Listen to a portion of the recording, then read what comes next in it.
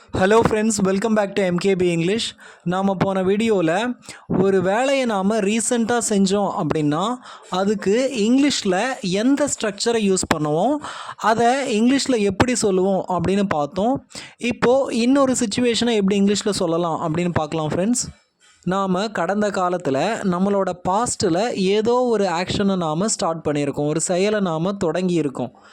இந்த செயல் இந்த ஆக்ஷன் இப்போ வரைக்கும் கண்டினியூ ஆகிட்டுருக்கு அப்படின்னா அதை சொல்கிறதுக்கு இங்கிலீஷில் எந்த ஸ்ட்ரக்சரை யூஸ் பண்ணுவோம் அப்படின்னு பார்த்தோம்னா, அதை இங்கிலீஷில் எப்படி சொல்லுவோம் அப்படின்னு பார்த்தோம்னா, அதுக்கு நாம் யூஸ் பண்ணுற ஸ்ட்ரக்சர் என்ன அப்படின்னா ஹாவ் பீன் ப்ளஸ் V4 இல்லைனா ஹேஸ் பீன் ப்ளஸ் V4. இதுக்கு அடுத்து நாம் ஃபார், சின்ஸ் அப்படின்ற வேர்ட்ஸை கூட யூஸ் பண்ணணும். ஸோ இந்த ஸ்ட்ரக்சரை யூஸ் பண்ணி எப்படி நாம் அந்த சிச்சுவேஷனை எக்ஸ்ப்ரெஸ் பண்ணலாம் அப்படின்னு பார்க்கலாம் ஃப்ரெண்ட்ஸ்.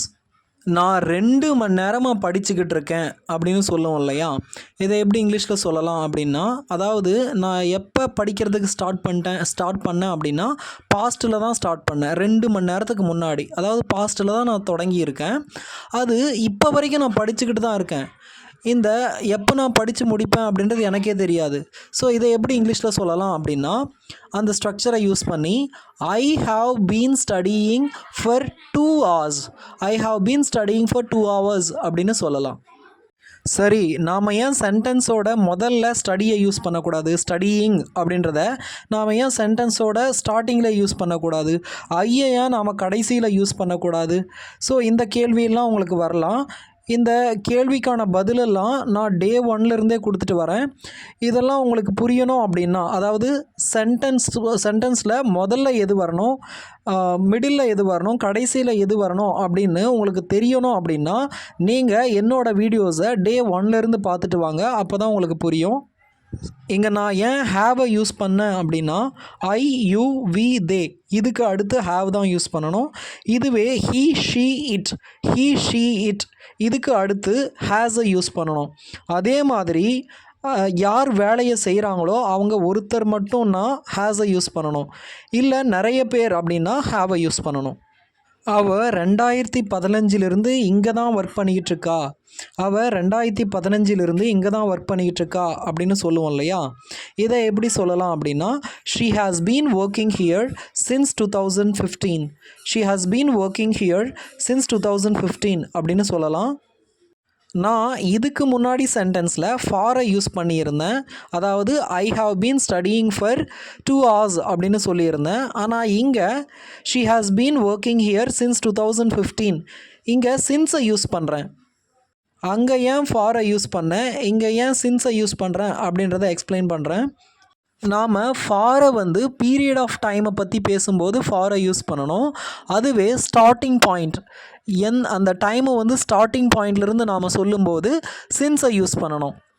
உங்களுக்கு எளிமையாக புரியணும் அப்படின்னா, நாம் பாஸ்ட்டில் எப்போ தொடங்கணுமோ அந்த தொடக்கத்தை பற்றி பேசுகிறப்போ சின்ஸை யூஸ் பண்ணணும். தொடக்கம் எப்போ 2015 அதனால் அந்த தொடக்கத்தை பற்றி பேசும்போது சின்ஸை யூஸ் பண்ணணும். இதுவே எவ்வளவு காலம் பிடிச்சது அப்படின்னு அந்த டைமை பற்றி, அந்த பீரியட் ஆஃப் டைமை பற்றி பேசும்போது ஃபாரை யூஸ் பண்ணணும். 2 மணி நேரம் அப்படின்னு சொல்லும்போது நீங்கள் தொடக்கத்தை பற்றி பேசுகிறதில்ல, எவ்வளவு நேரம் ஆச்சு அப்படின்னு மொத்தத்தையும் சேர்த்து சொல்கிறீங்க. அதாவது எவ்வளவு நேரம் வேலை செஞ்சோம் அப்படின்றத அந்த பீரியட் ஆஃப் டைமை பற்றி நீங்கள் பேசுகிறீங்க. அதனால் I have been working here for 2 hours, I have been studying here for 2 hours அப்படின்னு சொல்கிறீங்க.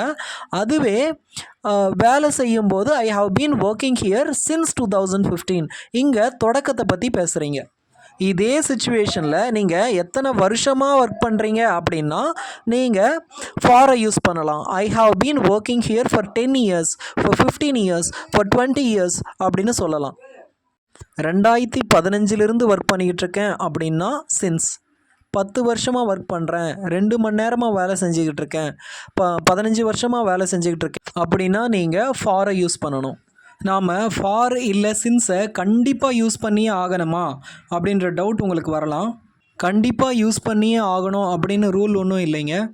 சில சமயம் நாம் அந்த டைமை மென்ஷன் பண்ண வேண்டிய சுச்சுவேஷன் வரும், அப்போ நாம் ஃபார் இல்லை சின்ஸை யூஸ் பண்ணிக்கலாம். சில சமயம் அதை சொல்ல வேண்டிய தேவை இருக்காது. எங்கெல்லாம் நமக்கு சொல்ல வேண்டிய தேவை இல்லையோ அங்கே நாம் ஃபார் இல்லை சின்ஸை யூஸ் பண்ண வேண்டியதில்லை. நாம் இதுக்கு முன்னாடி பார்த்தது பாஸ்ட் டென்ஸில் பாஸ்ட்டில் ஒரு ஆக்ஷன் தொடங்குச்சு. அப்படி தொடங்கின ஆக்ஷன் இப்போ வரைக்கும் நடந்தது அப்படின்னு சொல்கிறதுக்கும், இல்லை ஃப்யூச்சரில் அது எப்போ முடியும் அப்படின்னு நமக்கு தெரியாத நிலையில் இந்த ஸ்ட்ரக்சரை யூஸ் பண்ணுவோம்.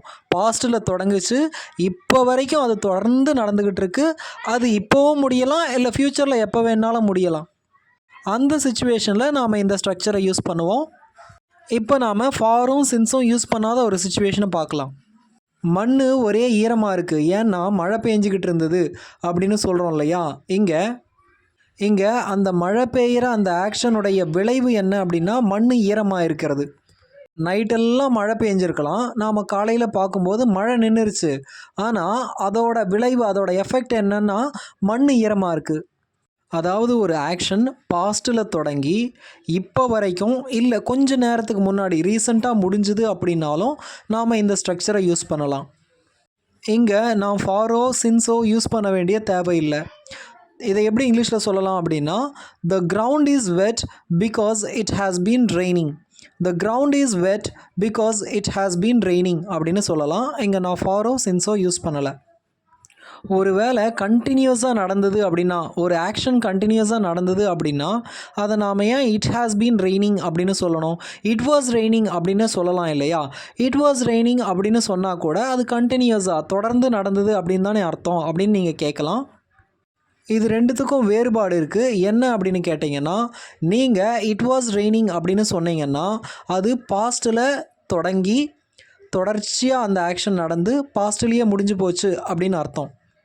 ஆனால் இட் ஹாஸ் பீன் ரெய்னிங் அப்படின்னு நீங்கள் சொல்கிறப்போ பாஸ்ட்டில் தொடங்கி அது கண்டினியூஸாக நடந்து இப்போ வரைக்கும் நடந்துக்கிட்டு இருக்கு அப்படின்னாலும் சரி, இல்லை கொஞ்ச நேரத்துக்கு முன்னாடி அது முடிஞ்சுது, அது பாஸ்ட்டில் நடந்துச்சு இல்லையா, அதோட விளைவு இப்போவும் இருக்குது அப்படின்னா நாம் இந்த ஹாவ் பீன் ப்ளஸ் V4 இல்லை ஹேஸ் பீன் ப்ளஸ் V4 ஸ்ட்ரக்சரை யூஸ் பண்ணலாம். நல்லா கவனிங்க. நைட்டு ஒரு 8 மணிக்கு நேற்று நைட்டு ஒரு 8 மணிக்கு மழை போட ஆரம்பிச்சது அப்படின்னு வச்சுக்கோம். அது நைட்டெல்லாம் போட்டுக்கிட்டு இருந்தது. காலையில் நீங்கள் எழுந்து பார்க்கும்போது மழை சுத்தமாக நின்று போச்சு. ஆனால் அந்த மழையினுடைய தாக்கம் இருக்கும். தாக்கம் அப்படின்னா ஒயர் ஏதாவது இருந்தால் அறுந்து விழுந்துட்டுருக்கலாம், இல்லை மரம் ஏதாவது முறிஞ்சு விழுந்திருக்கலாம், இல்லை அந்த மண் ஈரமாயிருக்கலாம். ஸோ இப்படி தான் நீங்கள் ஃபாரையும் சின்ஸையும் யூஸ் பண்ணாமையே இந்த ஸ்ட்ரக்சரை யூஸ் பண்ணலாம். ஆனால் நாம் அதிகமாக பயன்படுத்துறது அந்த ஃபாரையும் சின்ஸையும் யூஸ் பண்ணி தான். அதனால் நீங்கள் பிகினர்ஸாக இருந்தீங்க அப்படின்னா ஃபாரையும் சின்ஸையும் யூஸ் பண்ணுறத முதல்ல கற்றுக்கங்க. நான் சொன்ன செகண்ட் சிச்சுவேஷனை ஏற்கனவே ஓரளவுக்கு இங்கிலீஷ் நல்லா பேசுகிறவங்க, இந்த சிச்சுவேஷன் உங்களுக்கு தெரியாமல் இருந்தது அப்படின்னா நீங்கள் இதை யூஸ் பண்ணிக்கலாம். அவ்வளோதான் ஃப்ரெண்ட்ஸ். இந்த வீடியோ உங்களுக்கு பிடிச்சிருந்தது அப்படின்னா மறக்காமல் என்னோடய சேனலுக்கு சப்ஸ்கிரைப் பண்ணுங்கள் ஃப்ரெண்ட்ஸ். தேங்க்யூ.